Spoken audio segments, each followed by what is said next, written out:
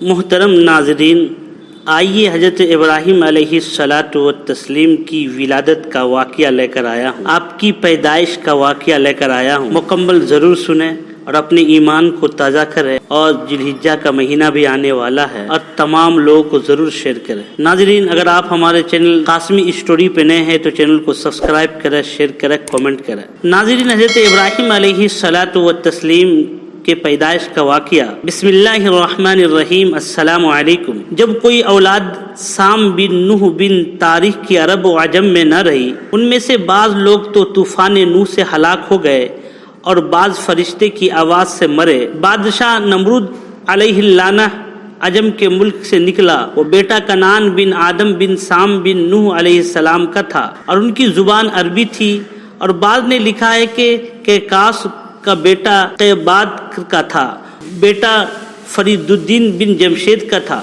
لیکن وہ صحیح نہیں ہے، اور زیادہ صحیح یہی ہے کہ اس کا نام نمرود تھا اور اس کی بڑی قوت و حشمت و شوکت تھی۔ سبب قوت لشکر کے ملک شام میں سلطنت قائم کے بعد اس کے ترکستان فتح کے اولاد یافس بن نوح کو اپنا فرما بردار بنایا۔ بعد وہ ہندوستان میں آ کر اولاد حام بن نوح کو مطیع کیا اور ملک روم کو بھی اپنا قبضہ میں لے لیا، اور تمام جہاں مشرق سے مغرب تک اپنے قبضہ میں دخل لے لیا۔ بعد اس کے کوفہ میں جا کر مقام کیا۔ اب جس کو بابل کہتے ہیں وہی تخت پر بیٹھا۔ ترکستان اور ہندوستان اور روم اور مغرب و مشرق سے خراج اس کے لیے آتا تھا۔ 1700 برس اس نے بادشاہی کی، بڑائی متکبر تھا، کبھی آسمان کی طرف نظر نہ کرتا اور اپنی حاجت کو کبھی اللہ سے نہ مانگتا تھا، اور کہتا تھا کہ میں خدا ہوں، آسمان کا خدا کیا چیز ہے، لعنت اللہ علیہ۔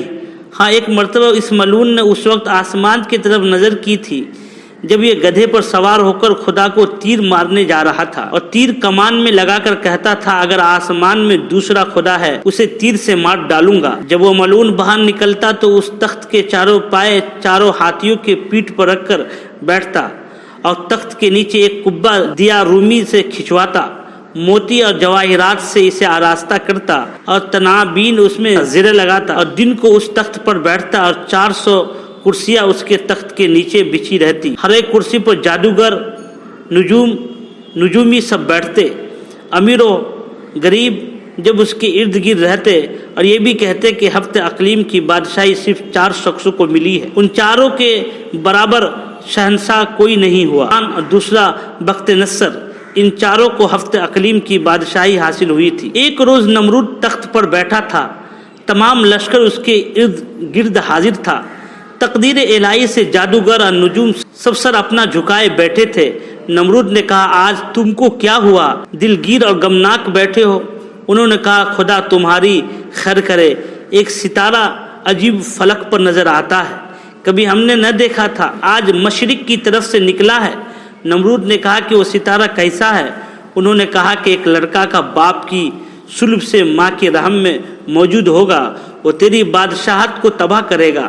نمرود نے کہا کہ کس وقت وہ لڑکا باپ کی پشت سے ماں کی شکم میں آوے گا؟ نجومیوں نے کہا کہ وہ 3 رات اور دن میں۔ پس نمرود نے حکم دیا کہ جتنی عورتیں بالغہ ہیں وہ آج سے اپنے شوہروں کے ساتھ ہم بستر نہ ہو پائیں۔ اتفاقاً نمرود کا ایک جو بدرا، اس کا نام تاریخ تھا، اس کے بھائی کا نام آزر تھا، اور بعد وفات پدر کے یہی زندہ رہا، جس کا ذکر مختلف تفاسیر میں موجود تھا، اور وہ ہمیشہ ایک ہاتھ میں شمع اور ایک ہاتھ میں ننگی تلوار لے کر تمام رات نمرود کے سرہانے کھڑا رہتا۔ جس دن یہ حکم نمرود نے جاری کیا اسی شب کو مشیت ازدی سے آزر کو خواہش ہوئی اور اپنی بیوی سے معاشرت کرے۔ ادھر حضرت ابراہیم علیہ السلام کی ماں کو بھی خواہش ہوئی اور اپنے دل میں کہنے لگی کیونکہ اپنے شوہر کے پاس جا کر خوشی حاصل کروں۔ پیش میں بھی تھی، وہ فوراً خواہش سے آدھی رات کو گھر سے نکل کر دروازے سے قصر نمرود پر جا پہنچی۔ دیکھا کہ درمیان و پاسبان سب کے سب غفلت میں ہیں۔ وہاں سے نمرود کی خوابگاہ خاص میں کھٹکے گھسے اور اپنے شوہر کو دیکھا کہ نمرود کے سرہانے ایک ہاتھ میں شمع اور دوسرے ہاتھ میں تلوار لیے پاسبانی کر رہا ہے۔ جب دونوں کی آنکھیں چار ہوئی اسی وقت شہوت نے غلبہ کیا۔ اس نے اپنی بیوی سے کہا اب کیا صلاح ہے؟ دونوں ہاتھ میرے بندھے ہوئے ہیں۔ اتنے میں اللہ کے حکم سے کوئی دوسرا آدمی اس کی شکل میں حاضر ہوا اور وہ شمع تلوار لے کر اسی طرح کھڑا ہو گیا، اور میاں بیوی نے نمرود کے سرحانے معاشرت سے فراغت پائی، اور اسی شب کو اللہ تعالیٰ کے حکم سے قدرت سے حضرت ابراہیم علیہ السلام باپ کی پیٹھ سے رحم مادر میں قرار پکڑا۔ آزر نے اپنی بیوی سے کہا، خبردار یہ بھید کسی پر ظاہر نہ کرنا، اور یہاں سے گھر جاتے تک راہ میں کوئی نہ دیکھے، کیونکہ یہ فعل اس وقت تک موجب شرمندگی ہے کہ جب بیوی ان کو وہاں سے نکل کر چپکے سے اپنے گھر کو چلی گئی، اور اس آنے جانے کی بجز خدا کے کسی کو خبر نہ ہوئی۔ اور جب صبح ہوئی، نمرود لعین نیند سے بیدار ہوا اور آواز کی پیشانی کی طرف نگاہ دیکھتا کیا ہے کہ نور اس کے چہرے پر چمک رہا ہے۔ نمرود نے کہا کہ آزر، آج چہرہ تیرا نورانی دیکھتا ہوں، بخلاف اور دنوں کے۔ آزر نے اس کی ترقی و اقبال کی دعا کی۔ بعد نمرود وہاں سے اٹھ کر تخت پر جا بیٹھا، راہبوں اور نجوموں کو بلا کر کہا کہ اپنے اپنے علم سے دریافت کر کے کہو کہ وہ لڑکا پیدا ہوا ابھی نہیں۔ سبوں نے دریافت کر کے عرض کیا کہ جہاں پناہ سلامت رہے، شب گزشتہ وہ لڑکا بحکم خدا باپ کے صلب سے ماں کے شکم میں آ چکا ہے۔ تب نمرود نے حکم دیا کہ جتنی عورتیں حاملہ ہیں وقت ولادت اپنے لڑکوں کو مار ڈالے۔ اس سب کی جتنی عورتیں حاملہ تھی سب نے اپنے بچے مار ڈالے۔ جب ابراہیم کو اپنی ماں کے پیٹ میں 9 مہینے گزرے تب ان کی ماں نمرود کے خوف سے بچی کی محبت سے گھر سے خاموشی سے باہر شہر کے جا کر میدان میں ایک غار کے اندر جا بیٹھی، اور وہاں حضرت ابراہیم پیدا ہوئے۔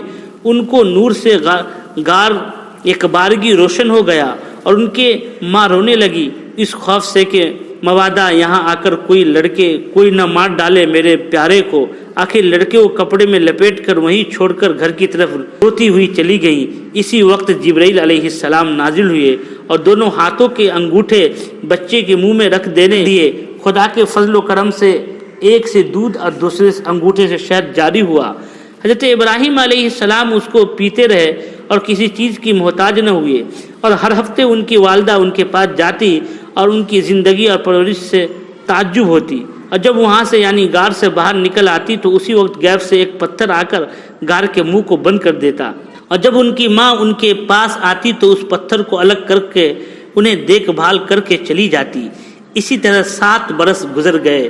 ایک دن حضرت ابراہیم علیہ السلام اپنی ماں سے پوچھا، امی یا امی من ربک، اے میری ماں تیرا خدا کون ہے؟ وہ بولی تیرا باپ جو مجھے کھانے کو دیتا ہے۔ پھر بولی اس کا خدا کون ہے؟ وہ بولی کواکب یعنی ستارے۔ پھر پوچھا کواکب یعنی ستارے کا خدا کون ہے؟ اس بات کو سن کر ان کی ماں لاجواب ہوئی اور شرمندہ ہو کر چلی گئیں، اور یہ حقیقتیں اپنے شوہر کو سنائی۔ اس نے یہ باتیں سن کر فوراً ہی کہا کہ یہ لڑکا بادشاہ نمرود کا دشمن ہے، اس میں کوئی شک نہیں۔ اسی فکر میں تھا کہ اسے کیا کرنا چاہیے۔